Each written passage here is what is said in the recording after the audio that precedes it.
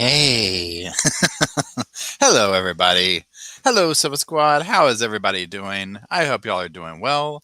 I look very yellow, and the light is very bright.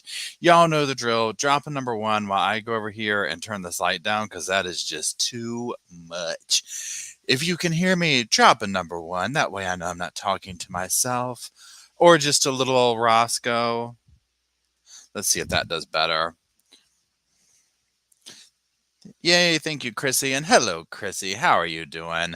Chrissy, I just responded to your thing. I was just watching the Adam Montgomery. I just started watching it before here, the Adam Montgomery sentence. And oh my, I mean, I haven't made it all the way through, but I'm in the section of the witness impact statements. I'm sorry, victim impact statements. And I mean, it is just over here blubbering. Oh my gosh. And hello, everybody. I hope everybody's doing. Hey, Amanda, how's it going? It's good to see everybody. I hope y'all are doing wonderful. So, y'all, if this is your first time here, well, first and foremost, before we get started, everybody send Emily love, light, healing, good vibes, all that. She is not feeling well. She is lingering in the background, but she is not feeling well, but she is here. And she says hello and that she's sorry she can't make it. This is very kind of last minute. I was sitting here kind of just going on how I felt today. I too haven't been feeling that well. Derek hasn't been feeling well. Like we're all kind of just the Sofa Squad's got something going here, y'all. But as the day progressed, I was like, you know what? I'm feeling better. And then I've been sitting here like reading stuff on the Micah Miller case today. Adam Montgomery, Daybell. I've just been maybe that's why I don't feel good. I've been living in like nothing but true crime, these sad, depressing cases. So I was like, you know what? I feel better. I want to go ahead. I wanted to go live last night and talk about Micah Miller, but there was no way. And so we're going to talk about it here. So if you're from the main channel, this is the podcast channel. This is where we go live. I stop, I talk to people. It's very just chill. It's, it's that vibe. It's not for everybody. I get it. Don't feel bad. If you are over here, but don't know the other main channel, well, that's the place where I put my, edited videos and commentary videos and that kind of thing. So be sure and check it out. That stuff's down in the description. But okay. So what we are doing today is we're going to go over it. Now, when I say the updates, to some of y'all, you might be like, Paul, this is like a day old. Okay. I want to, pardon me. I want to start with 911 phone call. And then I'm going to look at just some articles and go over them. Hey, Emily, everybody's sending you love and energy and prayers. I hope you feel better.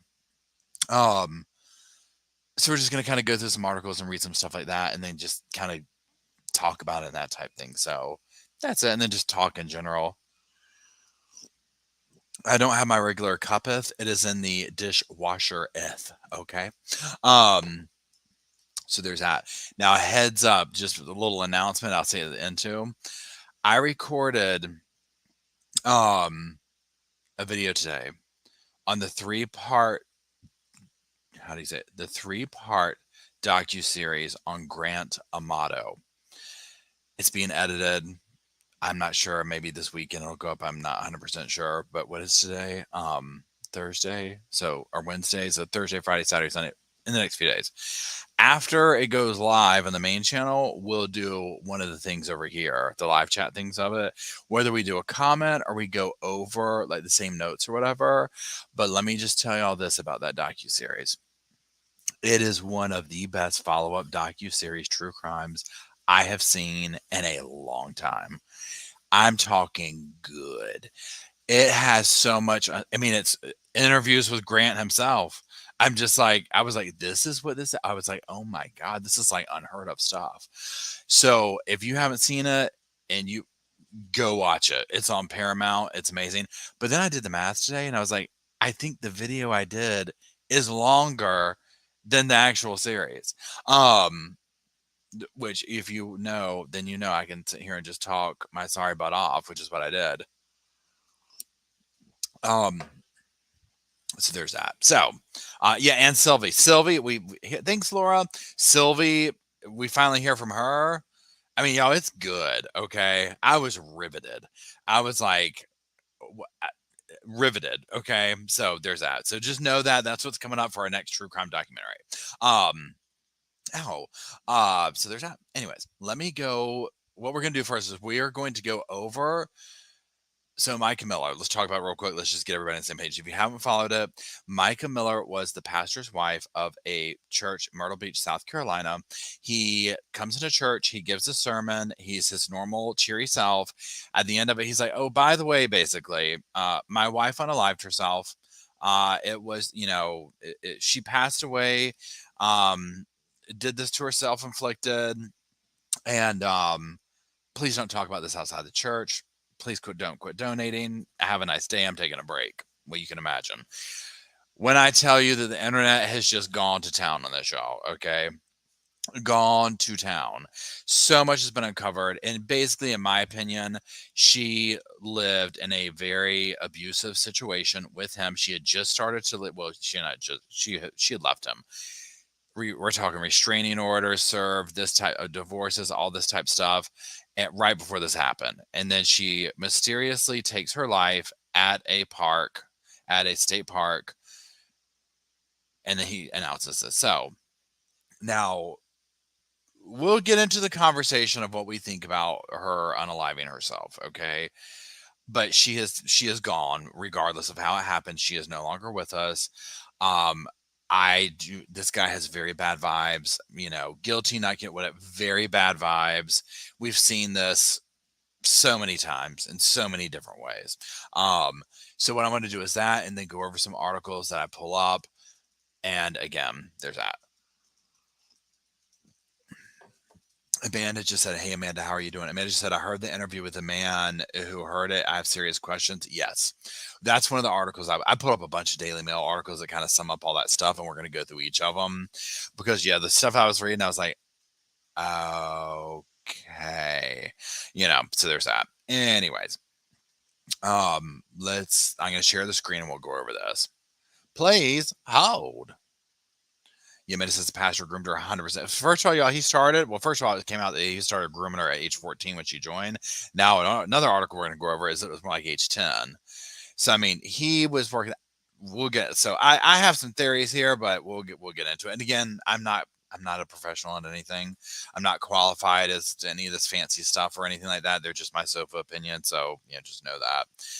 Okay, so present, and then we're going to share the screen, and then we're going to share the screen. And then we are going to go to the 911 security call. No. Solid Rock. No. Okay, hold on. Let me find it again. Please hold.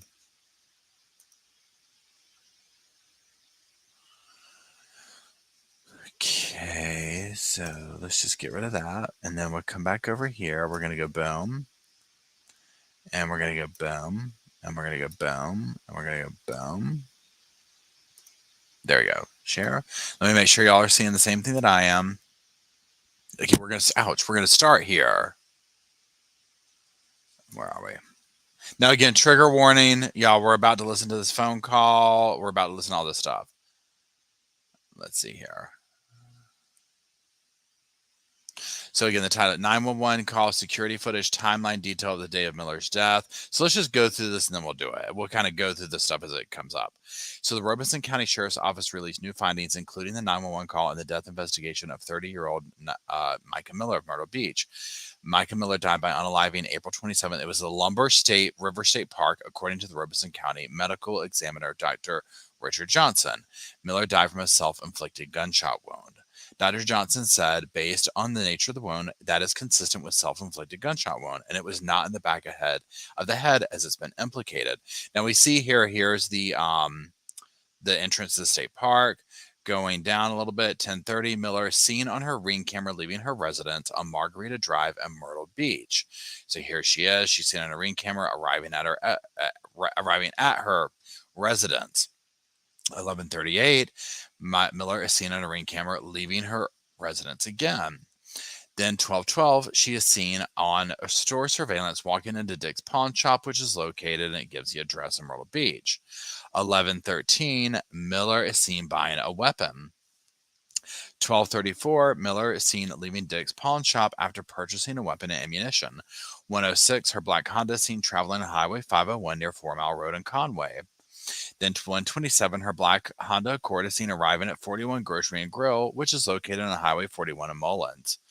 Then 135, Miller is seen leaving the store after buying a drink and gas. Then 2:54 p.m., 911 call is made from an 843 area code. And then let's do this before we even get into the things. The trigger warning, we're going to listen to it and we're going to go through that. And let's go for it. Okay, please hold. Where'd it go? I keep losing everything. Okay, here we go. No, we don't need all that.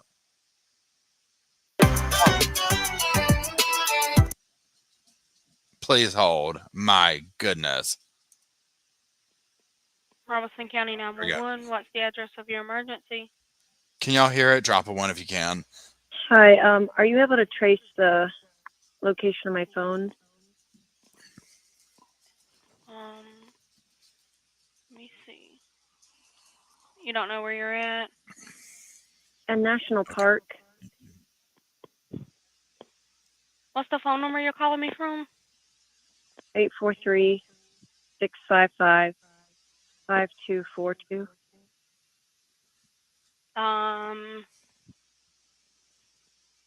Where's the park located at? In Bear Bluff. Let's see. I have my location on, I think, on my phone.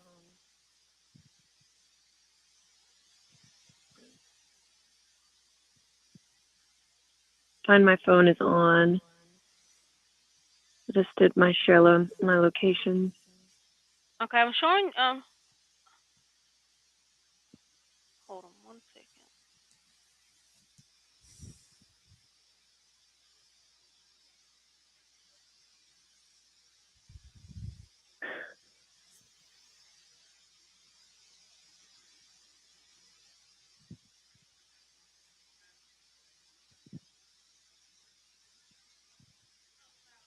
I don't think you are in Robeson County.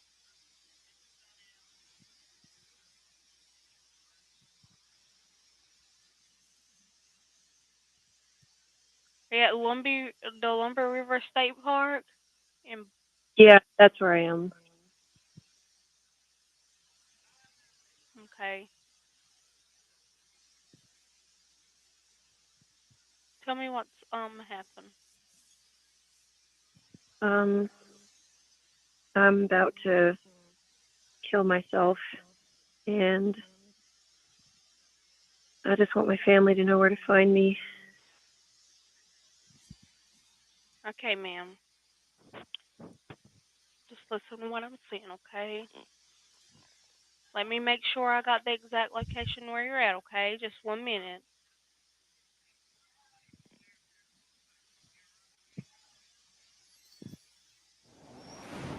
We are digging deeper into the death of Micah Miller. Wait, hold on. Officials say the 30-year-old Myrtle Beach woman died by suicide last month. I thought that there were. Please hold. I thought there was way more to that.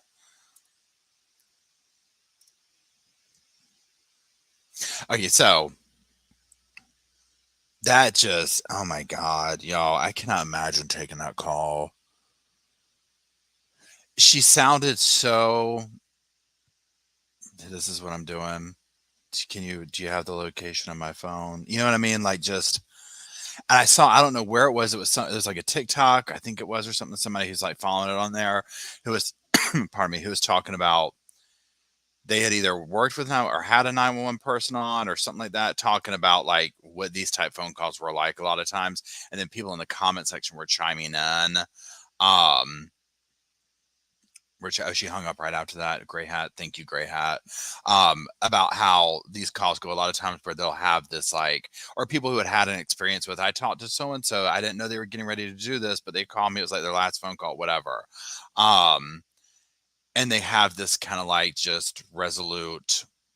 This is what yeah, or whatever the case is, whether they announce it or not. I don't know. It was interesting, but also heartbreaking because you're sitting here listening. Obviously, she followed through with it, or whatever happened, right? Okay, that's that. Let's continue, and then we'll get into like the more discussion about it. Let's keep going on the timeline here. Okay, so they were dispatched to Lumber River State Park for a well-being check and attempted to locate Micah. Contact was made with Lumber River State Park Superintendent. Deputies request phone ping. Deputies arrive at Lumber State Park and begin the search. Aviation Division, drones, telecommunicator contact Verizon to request update location. Deputies arrived there. While conducting an aerial search, detectives were approached by a person who said he found a bag while fishing with Micah's ID inside. Detectives took possession of the bag. The Robeson County Sheriff's Office said this person heard crying and then a gunshot. Oh my God. The person, it gives me goosebumps, stated he went further into the slough where he found the bag about 2 feet from the water's edge. An individual contacted Robeson County 911 and said he located a body in the water. He had been fishing on his kayak when he found the body. They searched the area. They arrived at the incident location. 5:54 detectives an RSCO arrived at the incident location. A medical examiner was contacted. A CSI technician photographed the area of investigation to include the vehicle belonging to Micah Miller. Items of evidence were collected from her car in the incident location. Investigators located a 6 Sawyer gun case in the passenger seat of the vehicle and a box of ammunition in the center console of the vehicle. Investigators also found a receipt for the handgun from a pawn shop and a receipt from a convenience store in the vehicle.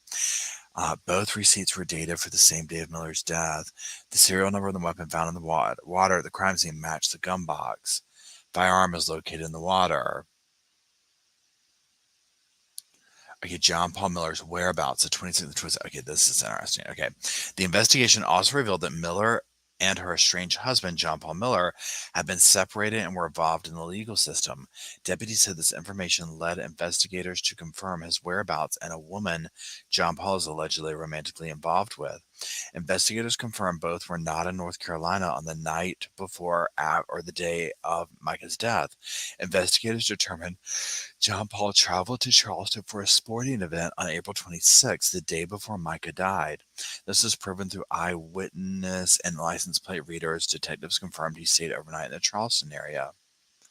John Paul Miller returned to Myrtle Beach on the 27th, and while traveling to and from Charleston, he was with other people. Micah's family met with deputies to discuss their investigation findings. However, John Paul Miller asked Robeson County Sheriff's Office to meet him in South Carolina. Sheriff Bill Burris-Wilkins said they do not plan to travel to South Carolina. News reports released Monday detail harassment incidents leading up to her death, that she was afraid for her life. Friends and family held a rally Sunday out in front of Solid Rock Church calling for justice. Micah's family also held a memorial service Sunday afternoon. At the same time, a memorial service hosted by Micah's estranged husband, Pastor John Paul Miller, was held at the Solid Rock Church. Oh my God, are you serious? An announcement made by the church Monday said Pastor John Paul Micah was released from his ministerial functions for a time of healing, counsel, and guidance, pursuant to our government instrument. The church's website was also suspended over the weekend. They are. Okay, so you know what? Yeah, I'm sorry. I thought I was sharing the screen the whole time. Oh my gosh, I've just been reading this. I'm sorry. I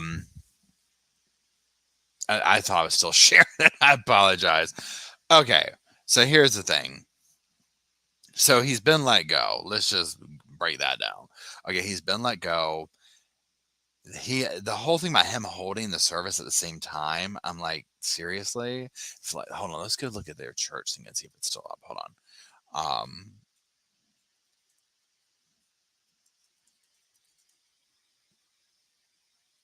Hold on.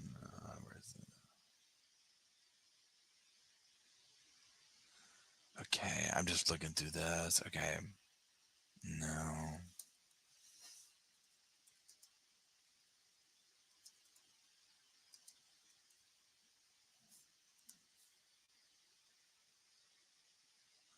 Okay, hold on, where it is. John.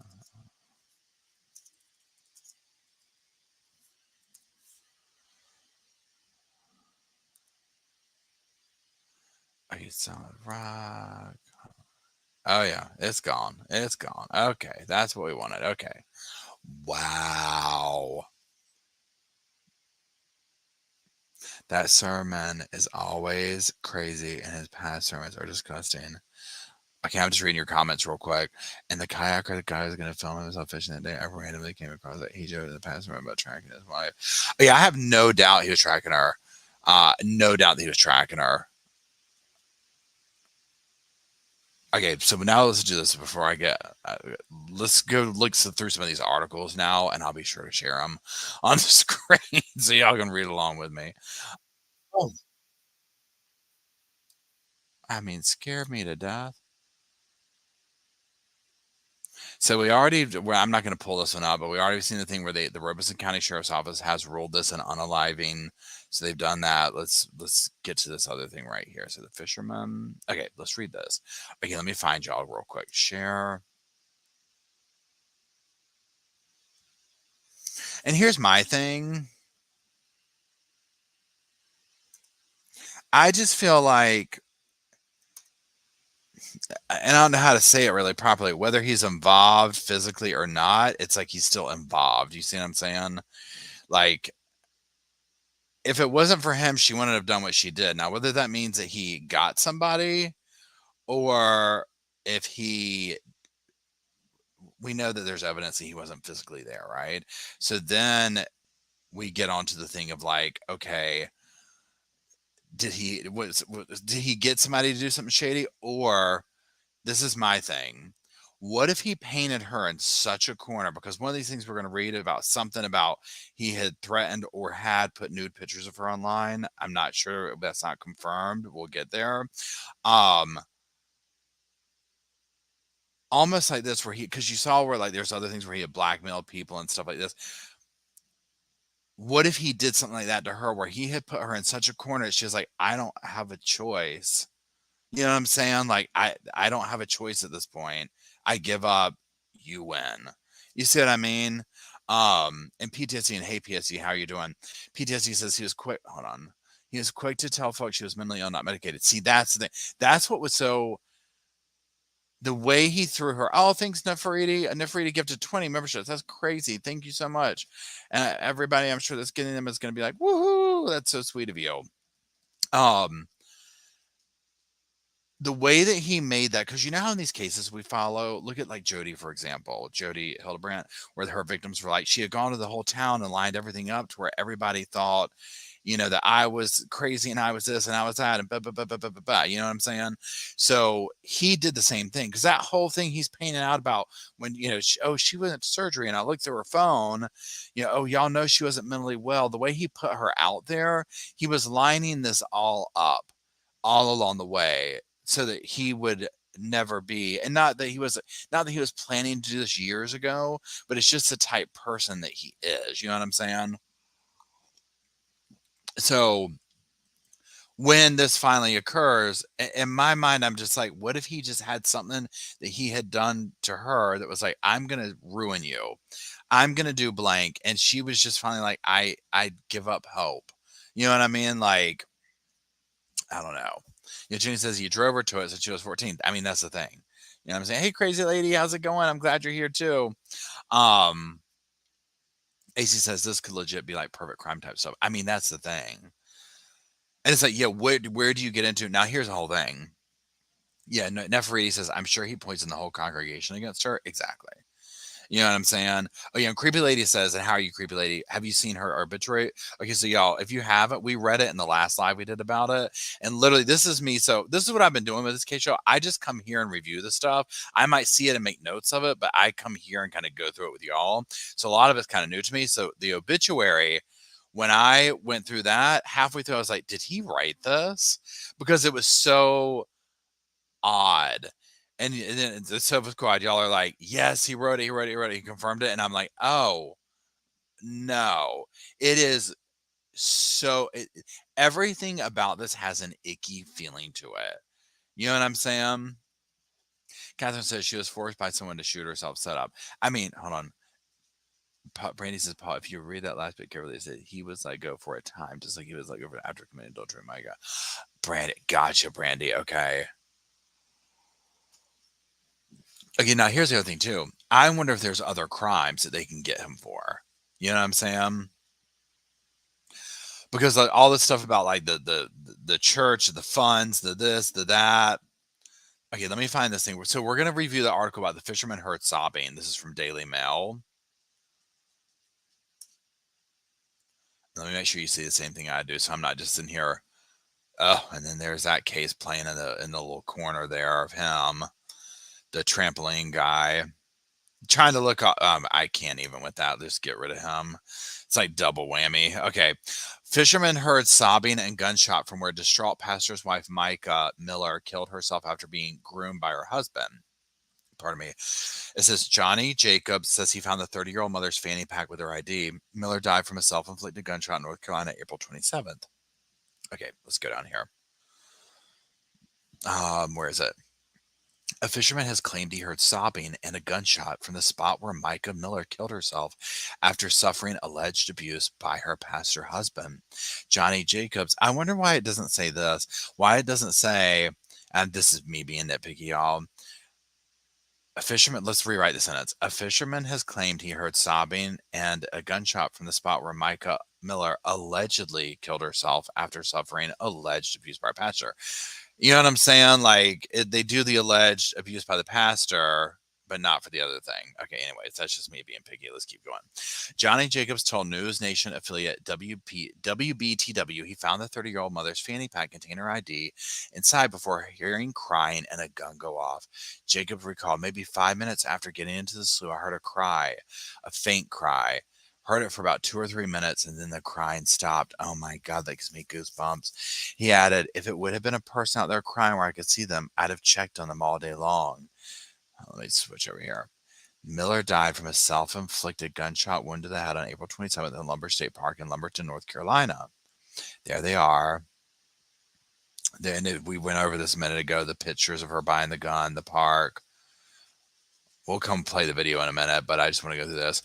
Her body was found just days after her husband, John Paul Miller, was served with divorce papers. The 44-year-old pastor has been accused of grooming her for years before they wed and of committing her to a hospital in order to steal her car. Oh my God. In the days after her death, her friends and family held a rally calling for justice for Mica outside the church. The pastor stunned his congregants last week when, after a service in which he had laughed and appeared entirely at ease, he announced that his wife had died and that her death was self-induced. He then told worshipers that he would be taking a little break and to leave the church without discussing what he had just told them.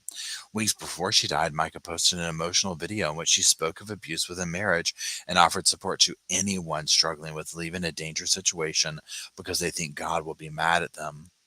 She said, today my heart's a little heavy. I've had lots of women that have reached out to me about situations of abuse. I mean, are you serious? Hold on, y'all.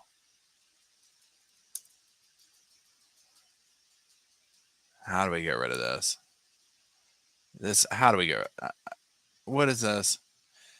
Oh my gosh. Hold on. I mean, that scared me to death, y'all. Hold on. Let me go back to Sharon. I wonder why it did that on that, because that's an ad that it did that for. Hold on. Where'd it go? Okay, well that one's gone now. We're gonna go to the next one. I'm sorry, y'all. I mean, scared me to death. I didn't know what that noise was. Okay, let's go to the next one. My Lord. Oh my gosh. Okay. Okay, let's go to this one. Let me share this one. I wonder if it's gonna do. I wonder if Daily Mail is making that happen. Oh, yeah, Nefertiti says they were gossiping. You know that parking lot was full of gossip. What would you do? I mean, like, can you imagine going to your church and that happening right there, and him being like, "Oh, by the way, don't talk about it." Seriously, like, I mean, at minimum, because remember, these people are going to be like, "Huh?" Like what? You know, like what happened? This is his wife. And PTSD says they met for a potluck for sure. Y'all, they had the fastest impromptu potluck took place on that day, okay, or that weekend, whatever it was. 100%. Okay, where is present? Share screen. Share screen. Boom. Boom. And then boom. Okay, so we're going to go this one. So Micah Miller's pastor husband groomed her for years before they wed and committed her to hospital so he could steal her car. Shocking court documents claim in wake of her unalive claim. Then let's get down to here. So Micah Miller's pastor husband groomed her for years before they wed, had her committed to a hospital to steal her car. The bombshell allegations emerged after Miller, 30, died by unaliving on April 27th. It goes into her passing, her body being found. Now a police report over the alleged auto theft of her silver Honda Accord shows that their marital problems stretch back even further. When the complainant was discharged from the hospital staff informed her that her husband picked up her purse and her keys. I mean, are you kidding me? This guy's absolutely nuts. Okay. Where is it? The complainant believed that her husband fraudulently initialed her involuntary hospitalization and stole her car while she was in the hospital. Miller met with the cops at the Coastal Grand Mall and told them she and her husband had been separated since January of that year. The complainant stated that she has known her husband since she was 10 years old and that he groomed her while she worked for him at Solid Rock Church until they were married. When investigators contacted her husband, he told them that his wife had been suffering from a reckless episode due to poor mental health. See, this is why he's doing this, because he knows he said the incidents were annual crises and would flare up around Christmas and result in Miller spending excessively. The former pastor told the officer he had seized the vehicle to prevent it being sold and would not give it back for a month to allow the episode to pass. As both parties stated they were legally married, the investigator had to consider the car as marital property and therefore could not establish a criminal offense. Her unaliving came weeks after she came out publicly to talk about abuse within her marriage. And then it goes into the video, things from that. We've recovered that. Okay, now there's this other thing too. In a separate report filed by Miller's husband, he accused his wife of defamation over the video and claimed she and her family were harassing him. However, officers found no evidence of this and advised him to stop looking at Miller's page. Amen. I mean, amen. What is this? Why does this keep doing this? What?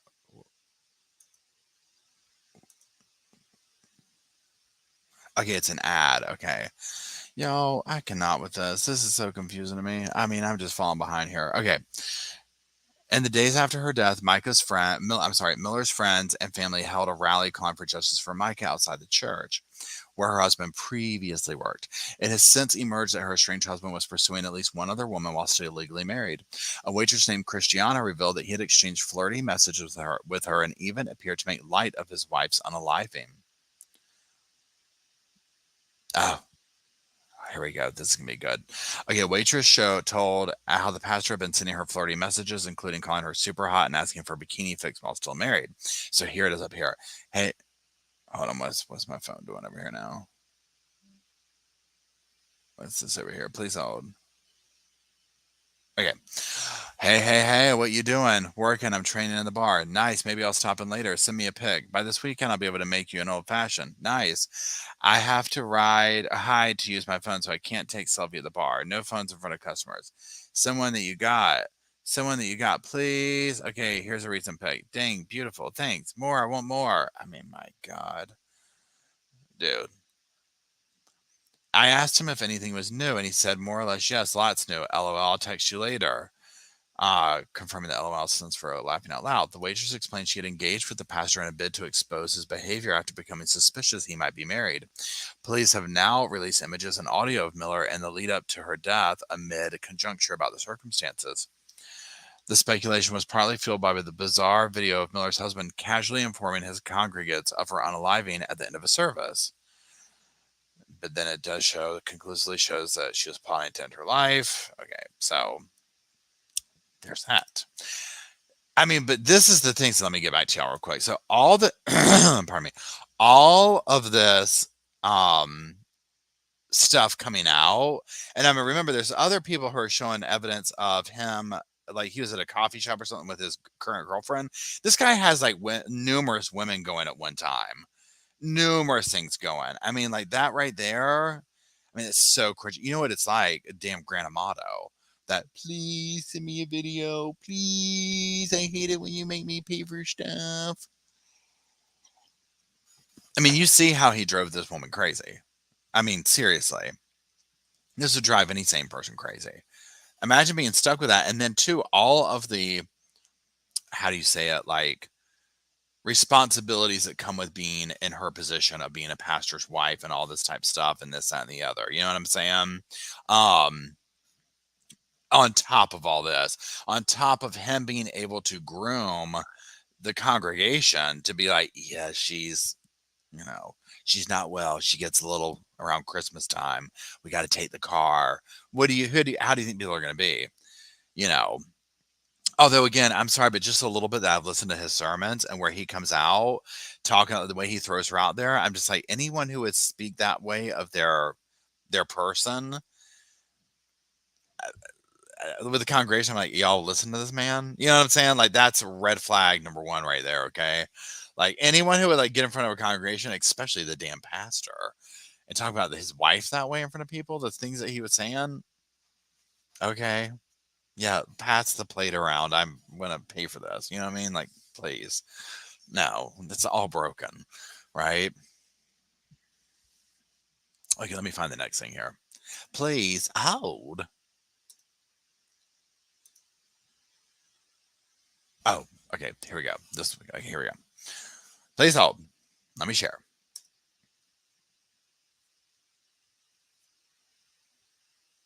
Mel says, and how are you, Mel? Mel says he was a textbook con artist. Amen. Amen. Yeah, and Chewbarca, first of all, I absolutely love that name. And Chewbarca says, listening to her call, she did seem calm. She wanted to be found. Either way, it was because of him. Exactly. Whether he was there, whether he had a hands on it, he got someone, or it was legitimate, he pushed her to the point of that, where in her world she had no other option. He is at the center of it. You know what I'm saying? Pardon me. And right, Georgette says, he is no pastor, he is a predator. Amen. Amen. Thank you, Nefertiti. Okay, hold on. It's almost impressive how he could gaslight an entire room. I mean, this is what blows my mind with it. But just like we're watching the Daybell trial, listen to this stuff they get up there talking about. And I mean, it will never cease to amaze me where I'm like, how in God's name did these people buy into this? I mean, how? It makes no sense.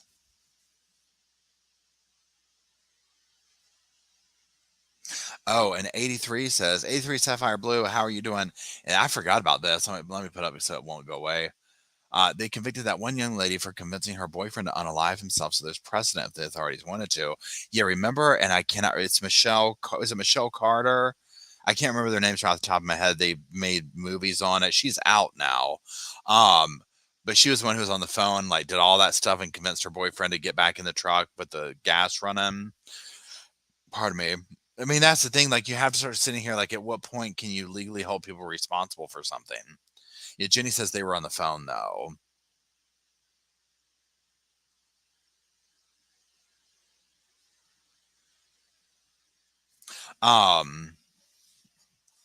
Okay, so let me pull up where are we at. We are going to share. Please hold.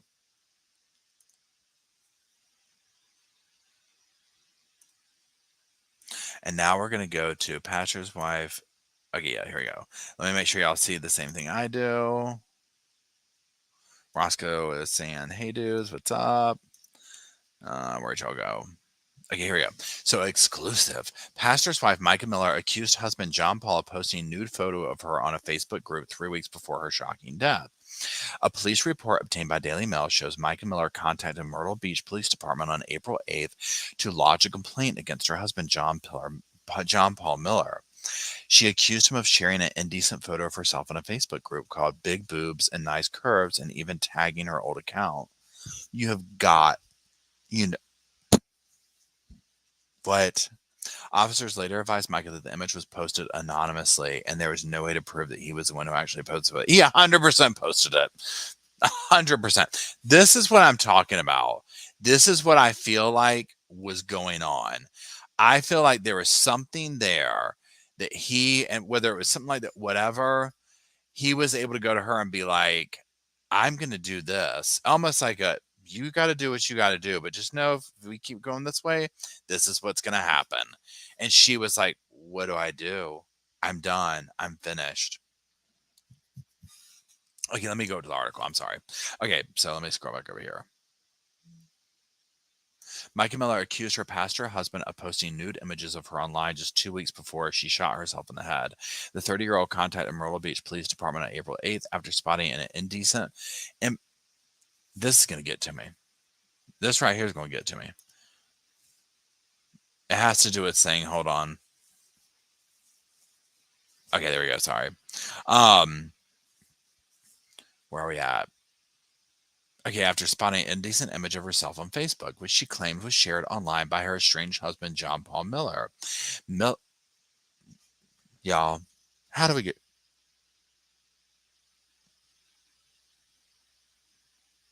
Please hold. Oh, wait, scroll to continue with content. Hold on. Okay, it's like it wants us to go. Okay, so Miller, an outspoken pastor at South Carolina town Solid Rock Church, allegedly posted the image to a group called Big Boobs and Nice Curves and even tagged an old account for Mica, which she had no access to. Okay, see what I'm saying? He was behind that 100%, all the way from making sure she didn't have access to the whole 9 yards. A police report obtained by Daily Mail shows that Mica told authorities that she had sent the image to her husband 6 months prior. She was found dead with a self-inflicted gunshot wound at Lumber River State Park over the state border of North Carolina after serving Miller with divorce papers.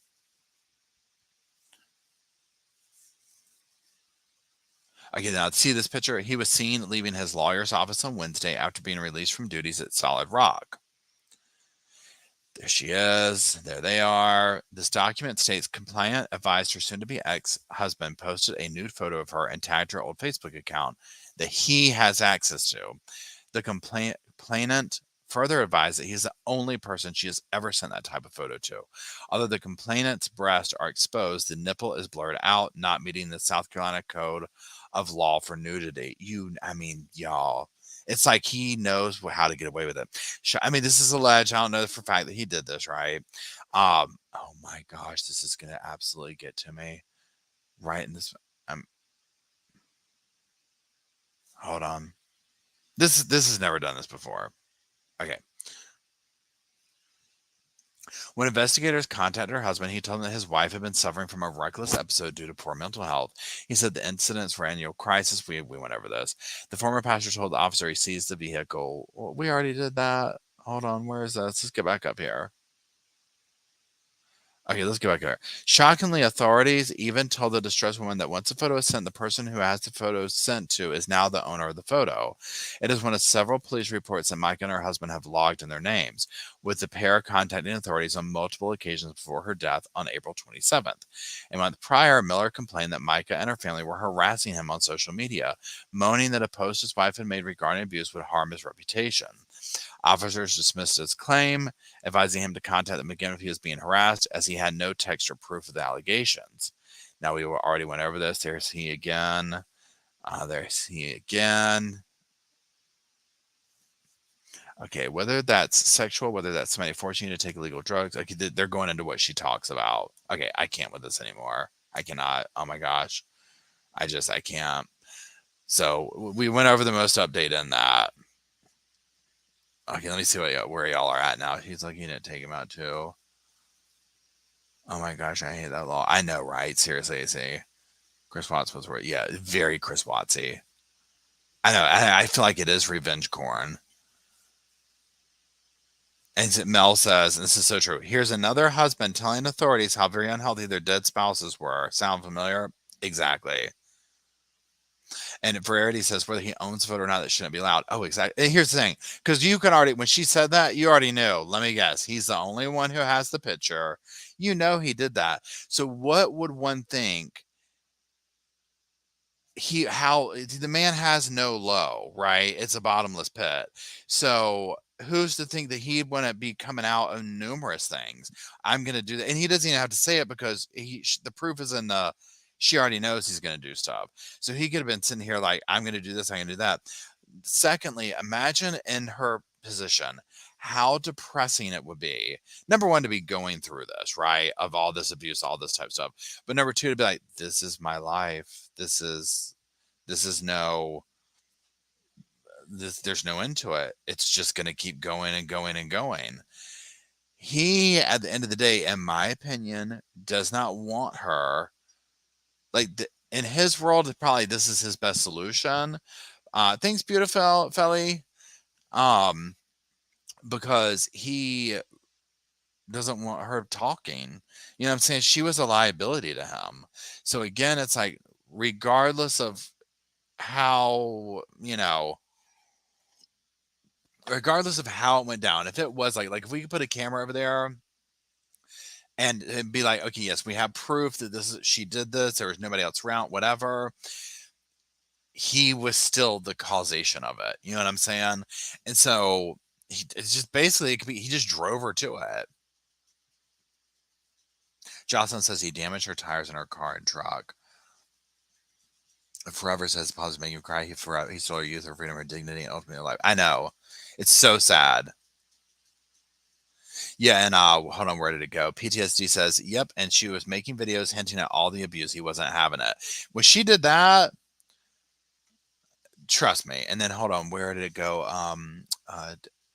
Okay, wait, hold on. Let me catch your comment. Liana says, hey, Liana, how are you doing? A friend of Micah said the POS husband forced her to look at immoral images. See, that's the other thing. So this whole thing now, y'all tell me in the comment section, this whole thing about the journal that she left, or evidence of him making her partake in like crazy stuff out there, like whoa, or making her watch him do stuff with other people and all this.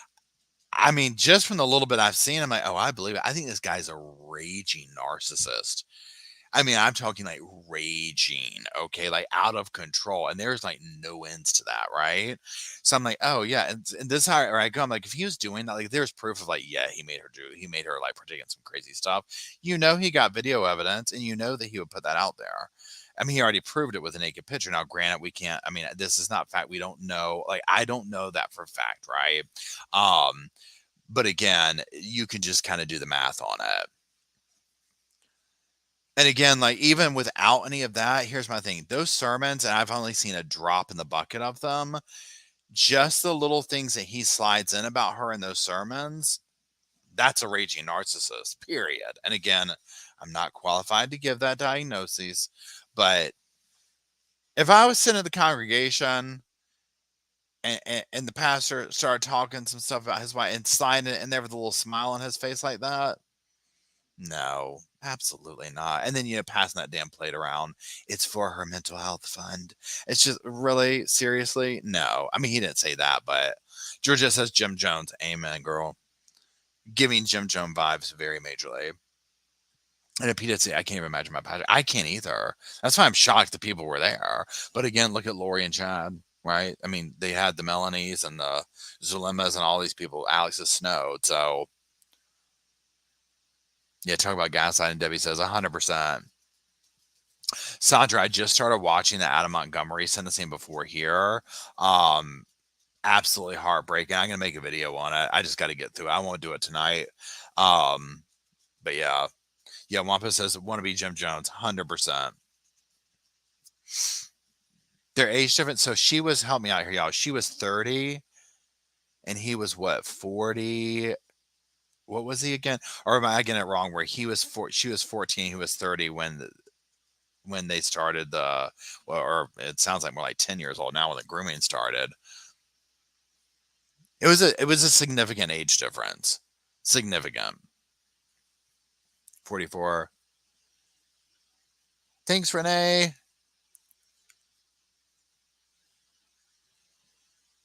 $14-year difference. Probably watch some comedies or something. So you don't get. I know, right? I'm gonna say. Wait, hold on, y'all. I gotta. Well, hold on. Let me go. Roscoe's barking at me. Let me go put him on the bed. Hold on. Please hold.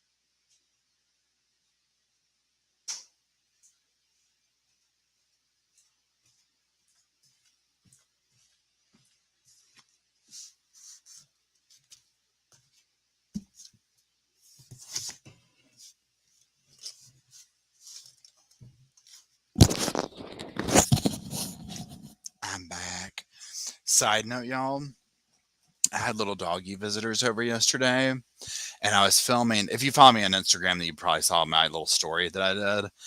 Okay, so this little statue, I was doing a commercial, like film one for a sponsored thing here. Okay, not for this, for something else, but this is like in the shot or whatever, right? It's like a little tchotchke I have. The dog literally was looking at this and growling at it and like barking at it. And I was like, it knows it's a little dog statue. It was so funny. I was like, I couldn't believe that. I mean, he was like looking at like, what is that? It was so wild. I mean, look at it. It's just a tiny little dog statue, but it did not. It did not like that one little bit. I was like, well, it must be real. I mean, he was pissed at that statue, y'all. Pissed at it. I was like, good God, I'd hate to see what he do with a stuffed animal. You know what I'm saying? I was like, come on now. I know, doesn't it, Amy? It does look real, right? I mean, I was like, whoa. Rough says it, or Wing says it was rough. And literally, it was so funny. Hold on. Lynette says, my neighbor has a fake deer figure at his yard, and my dog would bark and bark at. Oh my God, I know, right? I was thinking, I was like, God forbid, you know how you can put the fake owls and stuff up for snakes and stuff? Like, God forbid that. Lord, a deer, he would just drop dead. Okay, well, let's see. Can't believe that he didn't invite them into the dining hall after his. Susie says, can't believe he didn't invite them into the dining hall for Kool-Aid and cookies after his insane service announcement. That right there, the fact that they let him even stay on for like a few days after that announcement alone, I'm like, are you kidding me? I mean, my gosh. My teacup poodle, hold on, Nikki, may she rest in peace, had a stuffed frog that she, that she liked. So Jake and his little brother Oliver are in that stage where they hump all their toys and stuff like that. I was like, there's no way I could ever film with them because the debacles that would be going on behind me, I'm like, absolutely not. Yeah, he's like, come on and play. So, hey, Paul, we know you like honey buns and good music. What's your favorite food? You know what, food wise? So, so I basically like all food, right? So, I grew up on what would be considered Southern comfort food, like, mom's cooking kind of stuff. So, just your typical Southern meals, fried chicken, mashed potatoes, chicken and rice, lasagna, country style steak, barbecue. My stepdad, he grew up in a barbecue family. They owned local barbecue restaurants. And so when I tell y'all his barbecue, whew, y'all, it's the real deal. Okay. So I love all those kind of things. But now, like going out, like say I'm going out to eat, I try all different kinds of food. I love Mexican. I love Chinese. I love Greek. But my everyday food, I do food prep and I eat very boring food. I have a refrigerator full of frozen chicken breast and fish cutlets, and pre-made green beans and canned corn. And I eat the same thing over and over and over. You know what I'm saying? Like just to try and so I can count the calories and do all that. So I'm a very boring eater, but I love everything. You know what I'm saying? So Mexican food is my go-to. I'm not gonna lie. Cuban food. I mean, I literally love all. I try everything. I'm making myself hungry now. Hey, Tracy. Yeah. So it's like I just kind of I know, right? I'm hungry too, Brandy, and I already ate my so-called dinner. But like today, I've had probably 3 or 4 chicken breasts. I mean, they're not huge, but you know, yeah. I went to Restaurant Depot, and they where you buy, food for restaurants and stuff. And I bought, I mean, I'm gonna it's like a big box of pre-done grilled chicken breast, and I just go in there and grab them and put them in my air fryer. Done. Done. So with Micah, my heart breaks for her. The frustration her family must be going through. I can't imagine because they know the ins and outs. They've lived through it with her. You know what I'm saying? And this guy. And so that's my whole thing is, again, whether he had people, whatever, I just feel like he painted her into the corner of this, you know. And so he's at the center of it. And it's almost like, does he get away with this? You know what I'm saying? Neferiti says, Paul, I have a serious question for you. Are you a salt and pepper grits person or sugar sugar grits person. There's only one. Oh my God, I love this. Okay, this is an amazing question. Okay, so there's two versions of this. I have just recently, so number one, I very rarely eat grits anymore because, like I told you, my diet and trying not to do carbs, that type thing. I usually am this way. I will only eat grits if I make them. And this is how I make my grits at home. So I boil the grits, obviously, whatever. In the grits, I put salt, pepper, and either garlic or onion, just a little bit, and then cheese. But enough of that to give it a bite, if that makes sense. And I call it a bite. So it has like a kick to it, but it's not hot. You know what I'm saying? But it's just a little bit of onion or a little bit of garlic. They're interchangeable for me. Okay. Um, and I have to cook those into it when I do it, not after the fact. It's not the same. Obviously the cheese is once they're cooked or whatever. So that's what I do. Now, sugar and grits, if I go out to a restaurant and they do that, I'm completely fine with it. But very, very rarely do I get grits out. That's so funny, everybody. Yeah, cream of wheat, same way. Yep. Yep. So if you're not from, so the grits are like kind of like a southern thing, basically. I feel like cream of wheat is a similar thing up north. I don't think I've had cream of wheat, but from what I understand when I question people, that seems to be what it is. Um, and now I'm getting hungry. Like you've never had them, agent. So like the other day when Derek was visiting, I was like out of the blue, and this is like completely against my diet, but I was like, I am dying for hash browns from Waffle House. And I'd already had breakfast. Okay. So we went to the Waffle House here and I got the whole big breakfast. I did grits, I did the hash browns, I did the eggs, I did sausage. I did it all and I ate it all. There ain't nothing. I don't say what you want to say, y'all. I'm sorry, there ain't nothing like a greasy breakfast from what do you call it, Waffle House. So grits are what are grits, y'all? It's made from corn, right?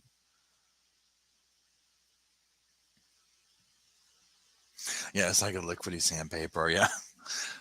I haven't been able to eat cream of wheat since my grandmother fed it to me 58 years ago. Grits, my cousin Vinny. Nice. Yeah. Oh my God. Yeah. I'm a Pacific Northwesterner and we had grits all my life. Yeah. I live for breakfast. Breakfast is my favorite meal of the day. Agent says I've never had waffle. You can totally get in fights there. It's acceptable. It's acceptable. Okay. Doesn't matter what time of day it is. Okay. It's acceptable behavior at the Waffle House. Um, Yeah, Heather says I'm behind, but I totally agree, Paul, how he talked about her. Yes. That's the thing, like that's my thing, like, and y'all stayed after the things that he said in some of these things, the fact that people were still coming back. But again, if you go to, I sit here and I'm like, well, Paul, look at Lori and Chad. They have people fawning over them.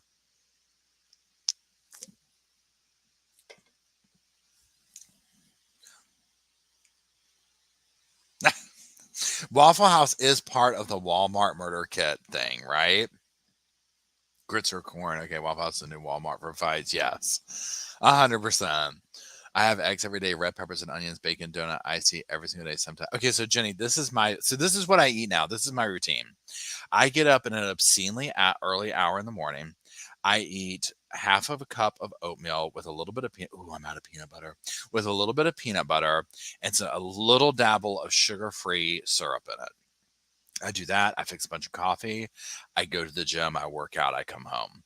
I then cook 1 cup of egg whites with like a mix of red, green, yellow peppers, onions, um, a little pepper in it, and then I put a little bit of cheese over that, and then that's it. And that's what I have for breakfast. And literally, it's like clockwork every damn day. I went through a nasty little hash brown thing last week. I'm not gonna lie. For whatever reason, I was starving for them, but that's what I do. I love it. Oatmeal and peanut butter, and I'm telling you, you want to juice it up a little bit. Sugar-free syrup, I'm not even a teaspoon. You can probably do the same with honey. I just do sugar-free for the calorie reasons, y'all. It is so good. It's like candy. Sugar-free syrup. You lost me on that one. I know, right? Grits and from hominy is corn. I ate peanut butter. I was like, yeah, a lot of people do. cheese on everything. I know, I do too. I just kind of go buy the shredded cheese thing and just honestly shovel it in my mouth throughout the day. I've been using the peanut butter powder. Oh, that is good. I tried that. I'm gonna see. Oh, excuse me, almost. Paul, what's the difference between Texas and North Carolina barbecue? Well, here's my thing. I think there's even differences in North Carolina regional barbecue. So for me, when I say barbecue, this is what I'm talking about. Like to me, this is barbecue. You ain't changing my opinion. This is what I know. Okay. Number one is chopped. Chopped up with a big thing, chopped barbecue. Number two, it's vinegar based. Now, it depends on what level of vinegar, but chopped and vinegar, you can't tell me no different. You can still put your little sauce on it, all that type of stuff. Chopped and vinegar, that's barbecue. That's what it is here, right here. Okay. George says, like I said, you can sit there, you can put some sauce, you can put whatever you need to do. I like that too. Because I'm used to this. When I go to like a regular little restaurant, I'm trying to even think of, see, City Barbecue, place like that, they're gonna do the barbecue sauce on it, all that type of stuff, and that's fine, and that's dandy, and that's real cute. It's gotta have that vinegar. Barbecue with vinegar in it, you don't need that sauce. That's meat with sauce on it. That's some pork with some sauce on it. Okay, you know what I'm saying? But I respect that it's different. So that's, for me, that's what it is. On Cracker Barrel quit serving livers during COVID makes me so mad. I've never done the livers. I need smoke. Oh yeah, now the smoke thing, 100%, 100%. When I was a little kid, this is what my dad used to do here. He get a bunch of, now this might just be the redneck way of doing it, okay, or whatever. Because my stepdad, he does the smoker. Like I said, he came from a barbecue family, but the way we did in the country, like when I was growing up, is my dad had with a bunch of cinder blocks. And you would have gotten the cinder blocks in like a big square, and he had the grate, that thing or whatever. And he would get a big old pig leg, big old leg or whatever. And he would have gotten up real early in the morning and gotten a bunch of those timbers and all that, or not timbers, stuff going underneath it or whatever. And he had this thing. I don't know how he did it. It was like this old thing that he put up against or whatever. And he get that thing smoking and he get those things going. He put that, whatever it is you put in there to get that smoky flavor, he'd have that thing go all day long. And let me tell you what, it would fall off the thing. Now he did vinegar based too, same as my stepdad, but my stepdad, they had like a certain recipe at the restaurant. You know what I'm saying? So, and again, it's been so long since I've had, my dad died, 20, 30 years ago. So it's been so long since I've had it, but I just know it was both that. But I mean, that's what you would do. And it would be an all day event. Like the neighbors would come over, we'd hang out by the fire. You know what I'm saying? It was like a thing, you know what I'm saying? And, it was definitely core memory. Like I said, my stepdad, now my stepdad doesn't do it that much. I mean, they're, not young anymore, you know what I'm saying? But he has like the smokers and stuff like that or whatever, or his brother did at one point. They would use those or whatever, but that's what they did. Yeah. Pig picking. I mean, that's what it is, pig picking. So I appreciate it, Lynette. So yes, I mean, that's what that was. And I mean, whew, I'm not lying, but let me tell you what, if you're from this, I don't know, Lowe's Foods, they do some kind of barbecue. Mind you, it has the sauce on it. But when I tell you, I'll go up there to Lowe's Foods and get a damn whatchamacallit, barbecue sandwich. Allen and Sons is our local place. It's where, I mean, at the place I go to for barbecue here, it's called Allen and Sons, and it's actually the people, they bought the restaurant from my stepdad's family decades ago. And they took the recipe. They might have changed over the years, whatever.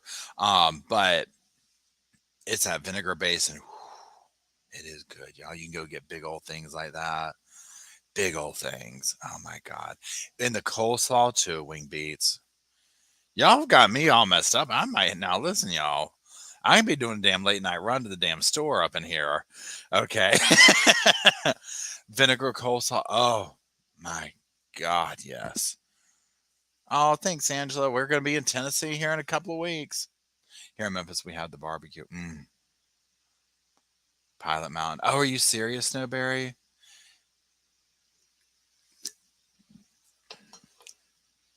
Fried catfish. Listen, yeah, y'all are talking some real talk. Oh my God, y'all, come on. Oh my God, the cornbread. Mm-mm-mm. Southern corn. Mm-mm-mm-mm. I mean, that is good.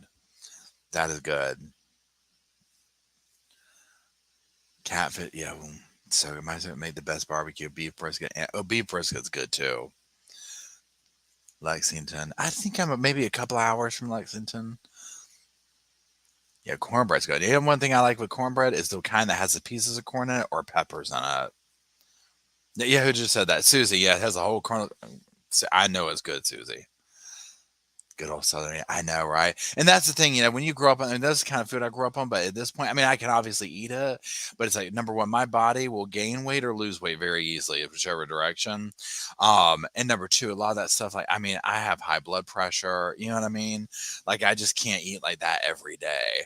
It has to be once in a while thing for me because I feel it immediately. I feel it. But there's nothing like that. There's nothing like mom's cooking, you know. It's just, this those memories. Um, Spoon bread. I've never had that. There's just something about now. I'll say this. My mom always tells this story. My grandmother, so her mother would cook, and I mean, y'all, so good. I called it cube steak, but whatever you call that, hamburger steak, cube steak, with the gravy and the mashed potatoes. I mean, yeah, I'm getting hungry now. So my grandmother would cook it and then she'd put it in the oven and bake it real low for a while. So it would, I'm talking, melt in your damn mouth. And mom says I would come home and be like, I want you to cook it like grandmother does. And like, basically, like, you need to call grandmother and get the damn recipe. She called, she's like, she served it to me, and I was like, it's not like grandma's. She had to call my grandmother up and talking about how you make your cube steak.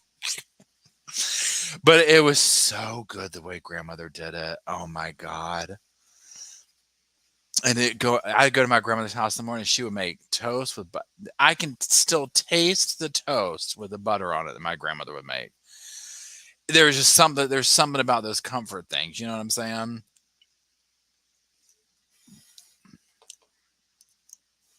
Corn pone. I don't know what that is.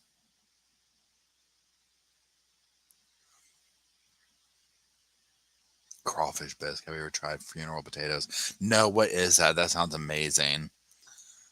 What about malt? I haven't tried that either. Y'all got some new foods coming. Gumbo. Oh no, gumbo and shrimp jambalaya. Girl, that right there is my jam too. See, that's the thing. I grew up. Y'all can tell the food I grew up on, but like gumbo and shrimp jam. I can't say the word jambalaya. So good. Louisiana food. Woo. I'm talking good. Ooh, mac and cheese is good. I know, Mel. It's so true. Corn brownie. Oh, make sure brown sugar and cinnamon on it. Oh, that sounds amazing, Susie. Jambalaya. Okay. I miss my mama's rhubarb pie. Oh my God. That sounds so good, night. Oh, shrimp and grits. Now let me tell you what, shrimp and grits. I consider that like a southern dish. So good. So, at my mom and stepdad's wedding, they did, and I don't know what do you call it when you're on the beach and you dig a hole in the ground and that's where you cook it has like corn and shellfish and all that stuff in a bag. You know what I'm talking about? Whatever that is, that's what they did, and they did a big old thing of shrimp and grits and stuff. So good, y'all. So good. Boil. Okay, yeah, that's it. Yep. That's what they did that at their wedding, and whoo, I mean, y'all, So good. We call it a clam bake or clam bake. That's what they've called it too. My mom's cousins, she does it. She would do it. She would come over here. This is like, going back 10 years or so. But they were like when they were kind of newly married and having like, people over, stuff like that. And she'd prepare a clam bake and so good, y'all. Mm, so good. Low country boil. Uh, Now this is another one talking about funerals. This do y'all help me out? This is a southern thing. All I'm gonna say is damn green bean casserole. Damn green bean casserole. And I'm not saying that in a bad way, y'all, because I'll eat a whole damn green bean casserole. But if you know, you know, okay? Damn green bean casserole. Okay. I mean, I'm talking about you can't sneeze in the damn church without damn 10 of them coming in that front door. Peter, I hate green bean. We're all damn near traumatized by damn green bean casserole. Okay, let's just be honest. Oh my God. Okay. Baked corn. Oh, cornbread or baked corn casserole, green bean casserole. Devil. Woo! We have green bean casserole. Yeah, we do too. Yeah, we do too. Or sweet potatoes. Let's not even don't even talk to me about damn Thanksgiving. Don't even get me started on that. But yeah, green. Now for me, funeral chicken, the fried chicken at funeral just hits it. It does. It does. Pretzel surprise, honey cornbread. Y'all got me. I know, right? We need to do a damn potluck. I've only had green bean casserole on Thanksgiving. Yeah, that's really where I have it at now at this point. Our staple at events is fried Brussels. That sounds so good. Here in my area, it's ham on a small bun at funeral. Wait, hold on, where you are. Emily says, "Hey, Emily, bring it to mine, and I will haunt you." I love that, Emily. Green bean casserole goes. It does. I made a chicken casserole and the crock pot is. Oh, that smells or that sounds amazing, Lolo. Yeah, deviled egg. My mom makes some damn good deviled eggs. She does. My mom makes some real good food. Real good. She makes this one. I don't know the name of it, but it's chicken breast wrapped in bacon with rice and like some kind of thing she does with cream of mushroom soup. Y'all, when I tell you, that's one of her dishes. Like when she like wants to make me something, that and you brace yourselves for this one, y'all. Twice baked damn potatoes, y'all. When I tell you, I am not lying. I'm not saying it because it's my mom. She makes the best damn twice baked potatoes you've ever had in your damn life. Okay, I am not lying. The best. I will eat a whole bushel of them. Like can't contain myself. They are so good. That's my two. Like for my like biggest things. Like my mom's like, I'm gonna like make you something. I don't know what you call it, but I call it the white chicken dish. That's what I call it, just because it's white rice and cream mushroom soup, and or twice baked potatoes.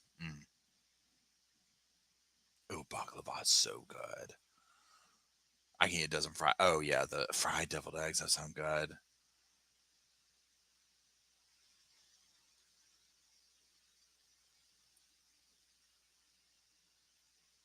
I know. I'm now hungry too.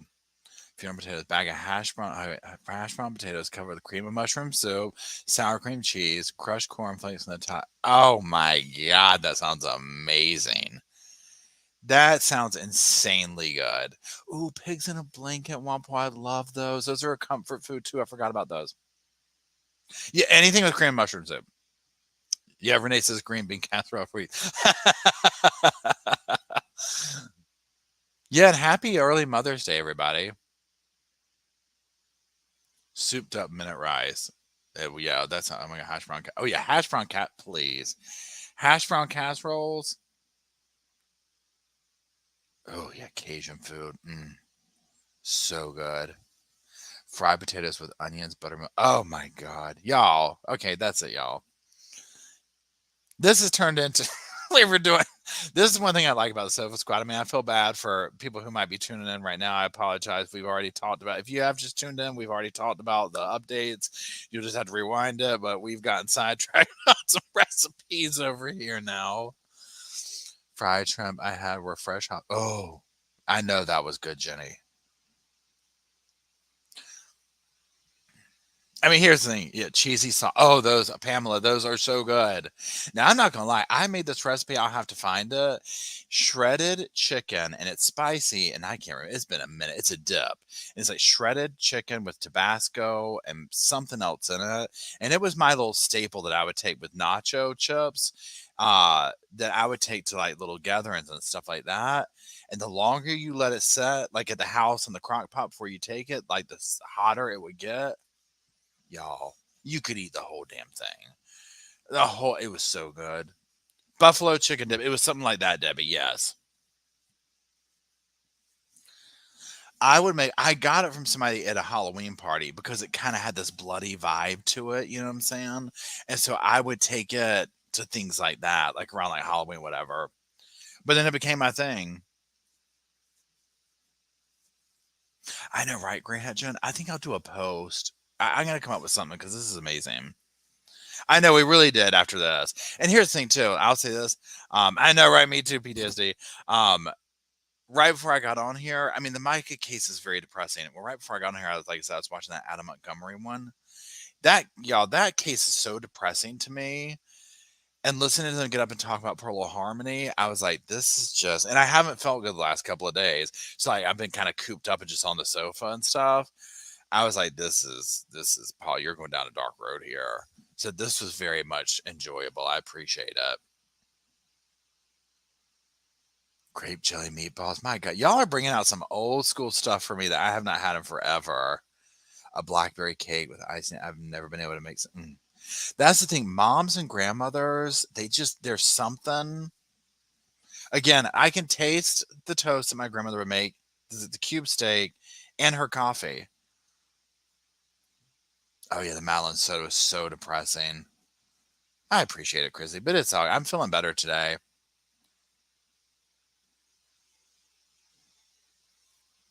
Doing the devices will make everybody Halloween crazy. 100%. Chicago dog. That sounds so good. A Chicago dog. Ice spot cake with graham cracker. Shrimp, baked potato. Cubes. I know cube steak is so good. Yeah, the grape jelly meatballs are good, Agent. I'm talking good. Steak in her. Oh no, not the steak in her. She would make that different, but in the mornings when I go over there, she would have her toast and coffee, and I'd have a little cup of coffee. It was probably Maxwell House something basic, but it just tastes so good. Red velvet cake, so good. Oh my God. What is a Chicago dog?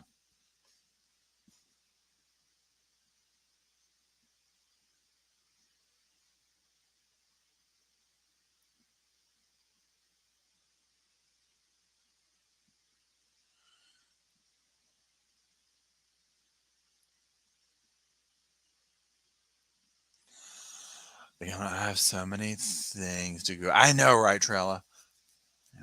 Pecan pie, so good. Cheesecake. I know, right, Emily? If I could find a cheesecake manufacturer, like where I could find like a Sofa Squad cheesecake to sell, I have no idea. Because just the whole vibe of we were Golden Girls where they'd sit down with their cheesecake, and I mean, I don't eat that often. But I love it. And I was like, God, that would be so cool to, what do you call it when you put your label on something, but like to find a quality cheesecake that I could put my label on, like a Sofa Squad thing. I think that'd be so cool. Oh, Publix cheesecake. Oh my God, yes.